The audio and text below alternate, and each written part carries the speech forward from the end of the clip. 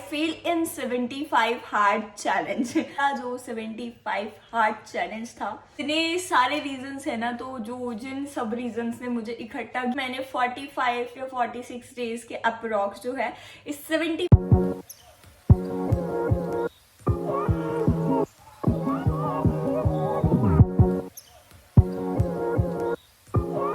Hello guys, welcome और welcome back to my YouTube channel और new blog. कैसे हो आप सभी? आई होप आप सब बहुत अच्छे होंगे, मजे में होंगे। सो गाइस, आज का जो ब्लॉग होने वाला है ना, मैं यहीं से स्टार्ट कर रही हूँ और मुझे आप लोगों से बहुत बहुत बहुत ही ज़्यादा इम्पॉर्टेंट बात करनी है। आप लोग सोच रहे होंगे मैं इतने दिन से गायब कहाँ हो गई, काफ़ी दिन से ब्लॉग नहीं आ रहे, 75 हार्ड चैलेंज, ये वो बहुत सारी चीज़ें आप लोगों के मन में चल रही होंगी।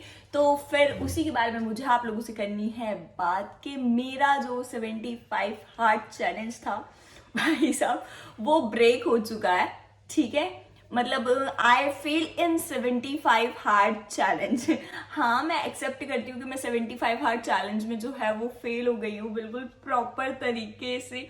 मतलब यार क्या ही बताऊं मैं, there are so many circumstances जिसकी वजह से मुझे ऐसा लग रहा है कि मैं फेल हो गई हूँ। भाई मैं क्या क्या बताऊं, इतने सारे रीजंस है ना, तो जो जिन सब रीजंस ने मुझे इकट्ठा घेर लिया और मतलब मेरे को नहीं मिला टाइम कि मैं अपना 75 हार्ड जो चैलेंज है उसको कंप्लीट कर सकूं। सो गाइज, पता है क्या, आई थिंक मैंने 45 या 46 डेज के अप्रॉक्स जो है इस 75 हार्ड चैलेंज में काम किया है, जिसकी वजह से मुझे लग रहा है कि मेरी पर्सनैलिटी काफ़ी ज़्यादा चेंज हुई है। 45 डेज मीन्स अलॉट। मैंने काफ़ी मेहनत की, अपनी तरफ से अपना 100% दिया है, जिसकी वजह से मुझे लग रहा है कि काफ़ी चेंजमेंट हुआ है मेरी पर्सनैलिटी में।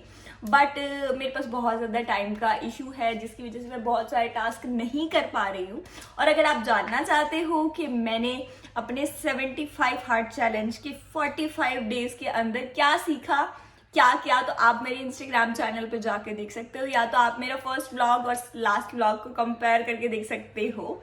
तो आपको पता चल जाएगा कि मुझे कितना कुछ सीखने को मिला है। मानती हूँ मैं इस 75 हार्ड चैलेंज में फेल हो गई हूँ, but I think it's okay, कोई बात नहीं, चलता है। क्योंकि यार मैं अपने फैमिली को और अपने जो मेन प्रायोरिटी है, मेरी फैमिली, मेरे बच्चे, उनको साइड में रख के अपने काम के ऊपर फोकस बिल्कुल भी नहीं कर सकती, और आई थिंक कि कोई भी नहीं कर सकता। तो मैंने अपनी फैमिली को, अपने बच्चों को प्रायोरिटी दी और इस 75 हार्ड चैलेंज को ब्रेक कर दिया है।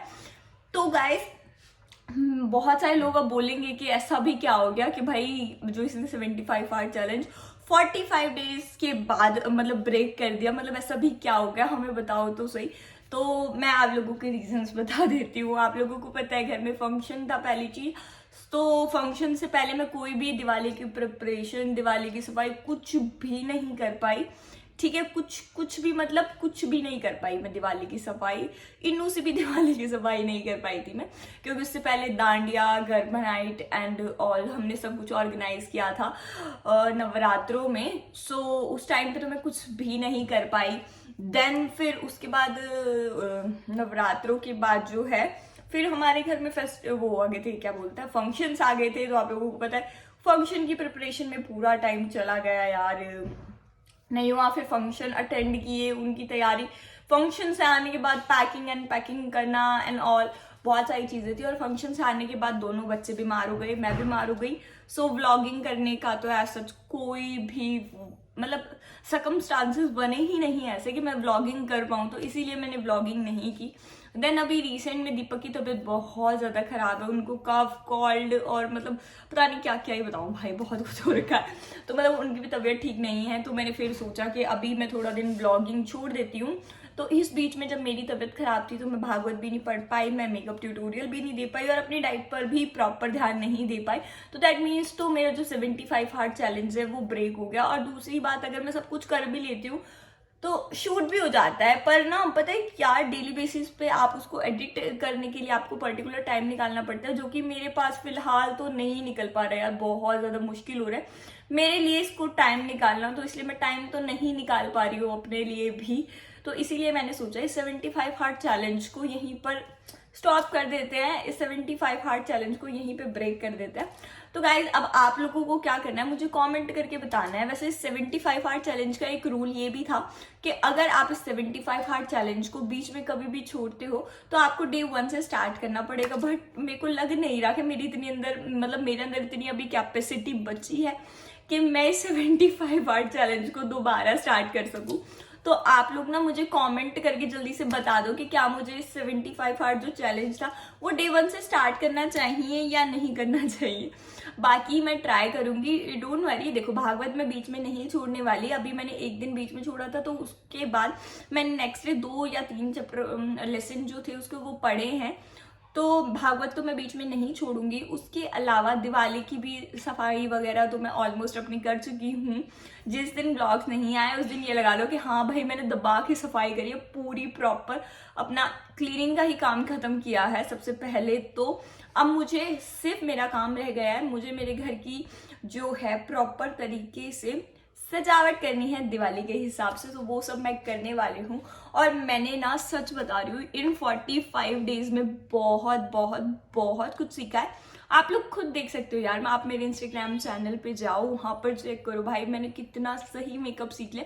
मैं नहीं बोलती मेरे को हर चीज़ परफेक्ट आती है, मैं हर चीज़ बहुत अच्छे से कर सकती हूँ, ब्ला ब्ला ब्ला, मैं कुछ भी नहीं बोल सकती। बट सीरियसली जब मैं मेकअप करती हूँ तो मुझे खुद में लग रहा है कि मैंने काफ़ी ठीक ठाक मेकअप सीख लिया है। जिस तरीके से मुझे पहले बिल्कुल भी मतलब मेकअप का शून्य भी नहीं आता था ना, तो अब शून्य से एटलीस्ट तो मतलब ये बोल सकते हैं कि हाँ मैंने 1-2% सीख लिया उस चीज़ को।